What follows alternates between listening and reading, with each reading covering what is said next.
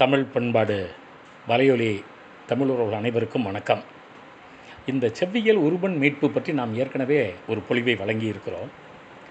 இந்த செவ்வியல் உருபன் மீட்பினுடைய அடுத்த பொழிவாக அல்லது மூன்றாவது பொழிவாக நாம் இதை பார்க்கிறோம் நண்பர்களே. இப்போ குற்றின்னு ஒரு செவ்வியல் காலச்சொல். குறுனா குறுமைன்னு அர்த்தம். ஒரு பெரிய நீண்ட மரத்தில் அல்லது ஒரு நீண்ட ஒரு தடியில் ஒரு சிறு பகுதியை குறுமையை நறுக்கி எடுத்தால் அதுதான் குற்றி. இந்த குற்றிங்கிற நாலடியாரில் இடம்பெற்றிருக்கிற சொல் தான் பேச்சு வழக்கில் இன்றைக்கு குச்சி என வந்திருக்கிறது. கொல்லை இரும்புணத்து குற்றி. வயலில் பெரிய ஒரு வயல் இருக்கிறது, அங்கே தண்ணீர் பாய்கிறது, அங்கே ஒரு குச்சி இருக்குது, அந்த குச்சியில் கொடி படர்ந்து இருக்கிறது. உழவன் உழுகிறான். அந்த குற்றியை பற்றிய கொடி அந்த கலப்பைக்கு நெகிழாது. இதை பற்றி நாலடியார் சொல்லுகிற போது குற்றிங்கிற சொல்ல நமக்கு பயன்படுத்துகிறத நம்ம கவனிக்கிறோம். அதே போல் இந்த மலங்கு மீன் அப்படிங்கிற ஒரு சொல். அது என்ன மலங்கு? விலாங்கு மீன்.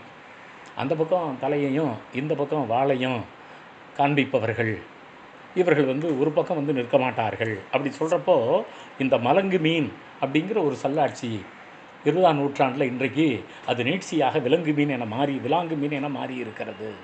அதே போல் நண்பர்களே, இன்றைக்கு நம்ம சாய்கடை சாக்கடைங்கிறோம். நாலடியாரில் இந்த சாக்கடை பற்றிய பதிவு இருக்குது. ஊர் அங்கன நீர். அது என்ன சார் அங்கன நீர்? ஊரில் அந்த சாக்கடையில் ஓடி வருகிற நீரை நாற்றம் பிடித்த சாக்கடை நீர் அப்படின்னு ஆசிரியர் பதிவு செய்கிறார். ஆமாம், இந்த அங்கன நீருக்கு எதிரானது உறவு நீர். குளத்தில் இருக்கிறது. அந்த குளத்து நீரில் இந்த அங்கன நீர் கொஞ்சமாக இருக்குது. அந்த காலத்தில் இந்த சாக்கடை நீர் குறைவாக இருந்திருக்குது. இன்றைக்கி இருக்கிற மாதிரி பெரிய அளவுகள் அது மக்கள் தொகை இல்லாத காரணத்தினால அந்த உறவு நீரில் இந்த அங்கன நீர் கலந்தால் இந்த அங்கன நீரும் நல்ல நீராகிவிடும். ஒரு தீயவன் நல்லவர்களை சேர்ந்தால் நல்லவனாக மாறிவிடுவான்னு சொல்ல வரப்போ இந்த சொல்லாட்சியை பயன்படுத்துகிறார். அல்கு நிழல்னு ஒரு சொல்லாட்சி. அகுங்கிற சொல் அகி வரும்பா. அகம்ங்கிற பேர் உண்டு. ஒரு எழுத்து தனக்குரிய மாத்திரையிலேருந்து குறைந்து வந்தால் அதுக்கு அகுதல்னு பேர். ஆமாம், இங்கே அல்கு நீர், அல்கு நிழல். மதியான நேரத்தில் நம்ம உடம்புக்கு நேராக விழுகிற நிழல் அல்கு நிழல், அது நீளும். இந்த அல்கு நிழலுங்கிற சொல்லாட்சி நம்ம மீட்டெடுக்கணும். நண்பகலில் விழுகிற நிழல் அல்கு நிழல். இது மலங்கு மீன். ஆமாம், இது குற்றி. இப்போ தீவெளின்னு ஒரு சொல்லாட்சி. வழினா காற்று நமக்கு தெரியும், பெருவெளி கூட நம்ம கேள்விப்பட்டிருக்கோம். அது என்ன தீவெளி? கடலில் கப்பல் செல்கிறது, அந்த கப்பலை போய் ஒரு காற்று கவிழ்த்து விடுகிறது, பெருங்காற்று வீசுகிறது, நம்ம புயலுங்கிறோம், சூறாவளிங்கிறோம். தீவெளிங்கிற சொல்லாட்சி மீட்டெடுக்கலாம். இன்றைக்கு கடலில் வீசிய தீவெளியின் காரணமாக கப்பல்கள் கவிழ்ந்தன அல்லது படகுகள் கடைக்கு அழைத்து செல்லப்பட்டன. அப்போ இந்த தீவெளிங்கிற செவியல் சொல்ல நாம் மீட்டெடுப்பது நம்முடைய கடமை நண்பர்களே. அதே போல் கரிப்பது காரம். அப்போ இந்த காரம் அப்படிங்கிறது உப்பு மட்டும் இல்லை, அது ஒரு சுவை. அந்த சுவைக்கு எதிரானது அல்காரம். அந்த காரம் இல்லாதது அல்காரம். அதை தான் அக்காரங்கிறான். அதை வடமொழியில் எடுத்து வச்சுக்கிட்டு இதை வடமொழிங்கிறான். அக்கார வடிசல் அப்படின்னா அக்காரம் வடமொழியில் தமிழ் தான். காரம் அல்லாதது, கரித்தல் அல்லாதது. இங்கே இந்த இனிப்புங்கிற பொருளில் அக்காரம்ங்கிற சொல்ல ஒரு 10 இடங்களில் நம்ம நாலடியாரில் பார்க்குறோம்.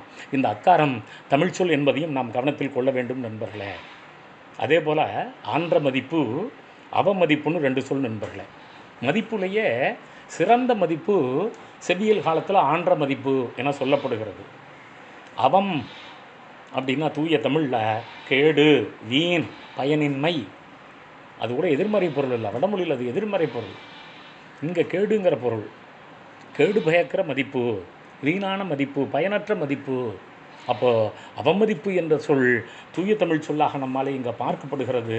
இப்படித்தான் நாம் இந்த சொற்களை எல்லாம் நுணுகி ஆராய்ந்து பார்க்க வேண்டும். அம்மான்னா விலங்குன்னு நமக்கு தெரியும். நாலடியாரில் ஆமாங்கிற சொல்லும் வருது, சேமாங்கிற சொல்லும் வருது. ஆமாங்கிற சொல் ஆண் பசு அல்லது ஆண் என சொல்லப்படுகிற பசுவை குறிப்பிடுகிறது. சேமாங்கிறது காளையை குறிப்பிடுகிறது. ஒரு பறத்தை பசுவை போல் நக்கி அன்பு காட்டுவாள். நம்மள்டேருந்து பணத்தை பிடுங்கினதுக்கப்புறம் காளமாடு மாதிரி திமுருவா. இந்த ஆமா சேமா. அம்பை பற்றி சொல்லுகிற போது நரிமா அரிமா. நம்ம அரிமாவை சொல்கிறோம், நரிமாவை சொல்கிறதில்ல. மீட்டெடுக்கணும் நரிமா, அரிமா மாதிரியே. இந்த அம்பு இந்த நரிமாவை வீழ்த்தியது, இந்த அம்பு அரிமாவை வீழ்த்தியது. எது பெரிது?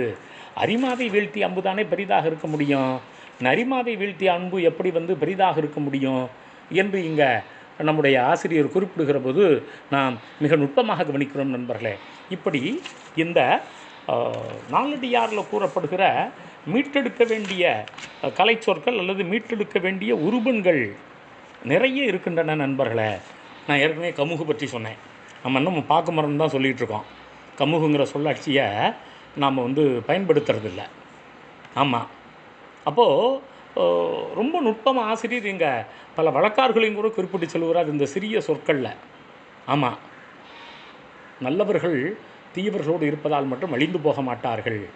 வேப்ப இலையிலே பழுக்க வைத்த வாழைப்பழம் சுவை தெரிவதில்லை அப்படின்னு குறிப்பிடுகிற போது அந்த வேம்பு பழங்காலத்தில் இந்த சொல்லாட்சி இருக்கிறத நாம் கவனிக்கிறோம் நண்பர்களே.